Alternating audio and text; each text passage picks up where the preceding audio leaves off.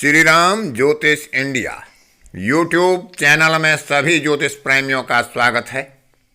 आज की कक्षा का विषय प्रसंग है मृत्यु के कारण का ज्ञान ज्योतिषीय आधार पर किस प्रकार से किया जा सकता है।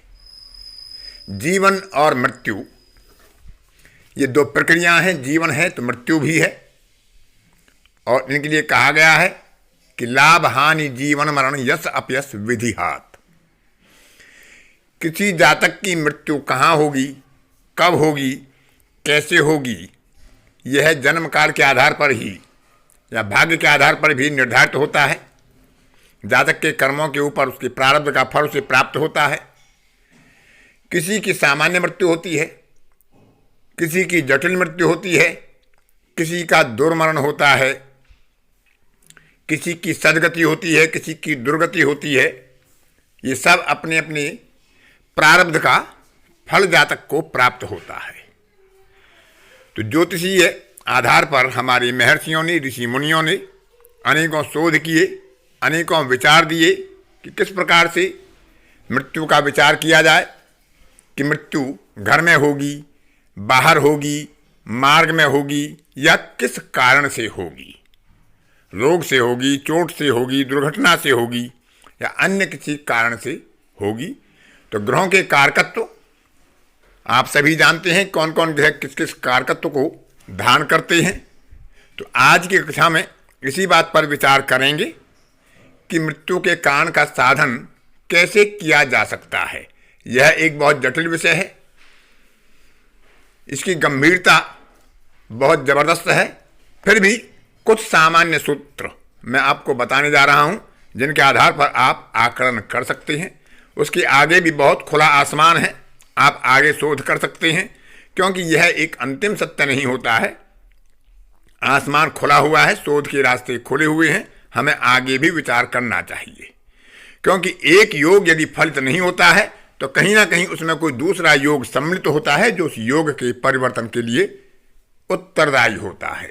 तो हमें खुली आंखों से उन पर विचार करना चाहिए। महर्षि जैमिनी के द्वारा जो सूत्र प्रतिपादित किए गए हैं ज्योतिष के लिए, उन सिद्धांतों के ऊपर जो व्याख्याकारों ने व्याख्या की है, उसके अनुसार सामान्य मृत्यु जो मानी गई है वह जातक के अपने निवास स्थान पर किसी सामान्य ज्वर आदि रोग के कारण होती है।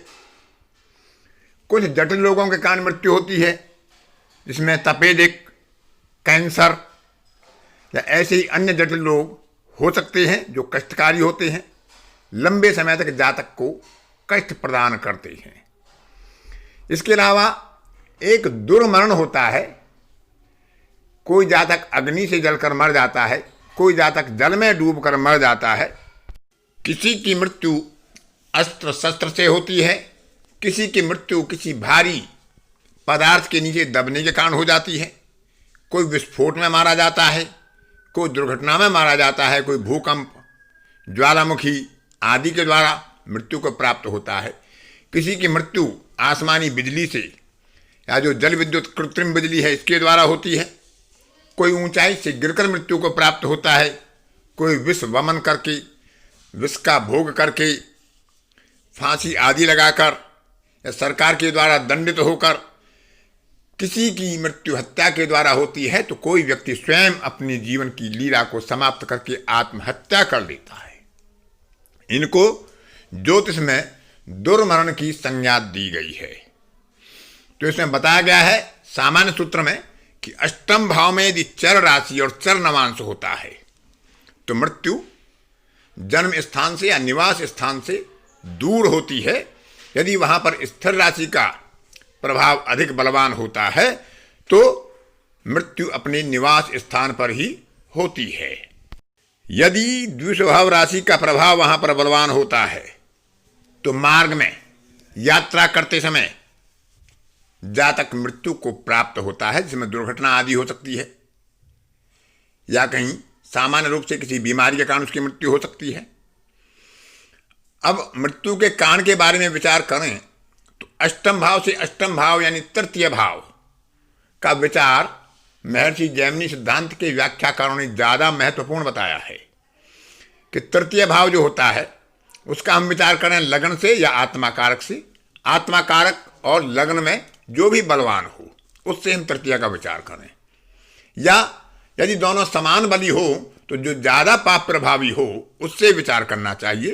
तो तृतीय भाव लग्न से या आत्मा कारक से हम विचार करें कि उस पर किन किन ग्रहों का प्रभाव स्थिति के द्वारा या युति के द्वारा, दृष्टि के द्वारा पड़ रहा है। उसके स्वामी की स्थिति किस राशि में किस ग्रह के साथ है और किसकी दृष्टि में है, इसका विचार भी कर लेना आवश्यक है। उसका 64वें नवांश से, 22वें दृष्टिकांड से या अष्टम पद से या तृतीय पद से भी संबंध बन रहा है तो वह और प्रबल हो जाता है कारण का प्रतिपादन करने में, कारण बताने में। इस तृतीय भाव पर हमें देखना चाहिए कि किस ग्रह की स्थिति है या किस ग्रह की दृष्टि पड़ रही है। तो यहाँ पर सामान्य विचार पाराशरीय दृष्टियों का नहीं लिया जाना चाहिए। जो जैमिनी दृष्टि हैं, राशि दृष्टियाँ हैं, उनका विचार करना चाहिए। ये आपको पहले बताई जा चुकी हैं, एक बार फिर पुनः दोहरा देता हूँ कि जो चर राशियाँ होती हैं 1, 4, 7 और 10, ये अपने से अगले वाली स्थिर राशि को छोड़कर बाकी 3 स्थिर राशियों को अपनी दृष्टि प्रदान करती हैं। इसी प्रकार जो स्थिर राशियाँ होती हैं 2, 5, 8 और 11, ये अपने से पीछे वाली चर राशि को छोड़कर अन्य 3 चर राशियों पर अपना दृष्टि का प्रभाव डालती हैं। द्विस्वभाव राशि जो होती है वह अपने आप को छोड़कर बाकी शेष 3 द्विस्वभाव राशियों पर अपनी दृष्टि प्रदान करती है। अब इन राशियों में बैठने वाली ग्रह भी उन राशियों को पूर्ण दृष्टि से देखते हैं और वहां पर अपना प्रभाव देते हैं। तो जैमिनी दृष्टि से दृष्टि लेनी चाहिए और जो वहां ग्रह बैठा हो उसका प्रभाव लेना चाहिए। अब इन ग्रहों में जो ज़्यादा बलवान हो अथवा ज़्यादा पाप प्रभावित हो, जिसका संबंध अष्टम पद या तृतीय पद से बन रहा हो, 64वें नवांश या 22वें दृष्टिकांड से बन रहा हो, अष्टम भाव, द्वादश भाव आदि से या इनके स्वामियों से बन रहा हो, वह ज़्यादा प्रभावी होता है मृत्यु का कारण बनाने में। तो ऐसे में हम उस ग्रह का विचार करें। कभी कभी संयुक्त प्रभाव भी 2 या 3 ग्रहों का होता है, उसका विचार भी किया जा सकता है। तो यदि वहाँ पर सूर्य का प्रभाव हो और सूर्य बहुत ज़्यादा पापी ना हो तो ज्वर आदि से जातक की मृत्यु हो सकती है। यदि सूर्य वहाँ पर बहुत बुरी तरह प्रभावी है, पाप पीड़ित है और वह इस भाव को प्रभावित कर रहा है, यानी तृतीय भाव पर उसका प्रभाव युति या दृष्टिया के द्वारा हो रहा है, तो सरकारी दंड या सरकारी आदेश में फांसी आदि के जो प्रावधान किए गए हैं मृत्युदंड के, उनके द्वारा भी संभावना हो सकती है। यदि यहाँ पर बलवान चंद्रमा का या पाप पीड़ित चंद्रमा का प्रभाव इस तरह से बन रहा हो तो जल में डूबने से, जल जनित रोग से, अपच से, पाचन क्रिया पीड़ित होने से, उदर में किसी जरोदर आदि रोग के होने से या किसी ऐसे ट्यूमर आदि से उसकी मृत्यु हो सकती है। यदि यह प्रभाव देने वाला ग्रह मंगल हो तो अग्नि के द्वारा, शस्त्र के द्वारा या दुर्घटना के द्वारा मृत्यु का कारण हो सकता है। यदि बुध हो तो त्वचा जनित रोग हो सकता है, त्रिदोष जन्य कोई रोग हो सकता है या दमा आदि रोग के कारण, दम घुटने के कारण जातक की मृत्यु संभव है। यदि गुरु हो तो कफ रोग के कारण, शरीर में किसी अंग की वृद्धि के कारण, सूजन आदि के कारण या जो किडनी या लीवर आदि के दोष के कारण जातक की मृत्यु हो सकती है, वमन के द्वारा हो सकती है। यदि शुक्र का प्रभाव यहाँ पर हो तो काम जनित रोग और इस तरह के पीड़ित रोग जो होते हैं, सिफिलिस या सुजाक वगैरह या कोई गुप्त रोग, इस तरह से उसकी मृत्यु हो सकती है। इसमें दंश का विचार भी कुछ व्याख्याकारों ने किया है कि किसी के द्वारा दंश किए जाने से भी मृत्यु संभव है। यदि यहाँ पर शनि का प्रभाव हो तो कोई जटिल और लंबे काल तक चलने वाला रोग, जिसमें लकवा आदि हो सकता है, टीबी हो सकती है या ऐसा ही कोई अस्थि रोग, वायु रोग हो सकता है जिसमें लंबे समय तक जातक पीड़ित रहे। राहु का प्रभाव यदि यहाँ पर प्रबल रूप से पड़ रहा हो अथवा गुलिक का प्रभाव हो तो विष ग्रहण करने से, वह स्वयं के द्वारा हो सकता है, किसी दूसरे के द्वारा हो सकता है, या किसी जहरीले कीड़े के द्वारा काटने से, सर्प आदि के दंश से उसकी मृत्यु की संभावना रहती है। यदि यहाँ पर केतु का प्रभाव हो तो किसी अग्नि संबंधी अस्त्र, बारूद, विस्फोटक पदार्थ से या जलोदर आदि रोग से उसकी मृत्यु की संभावनाएं बन जाती हैं।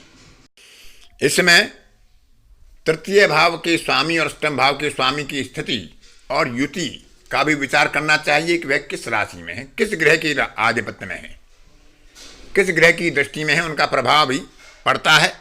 लेकिन तृतीय भाव के विचार से आप उस सामान्य कारण का ज्ञान कर सकते हैं। आज की कक्षा में इतना ही। अन्य किसी कक्षा में फिर किसी नए विषय के साथ आपसे मुलाकात होगी। तब तक के लिए अपनी वाणी को विराम देता हूँ। धन्यवाद।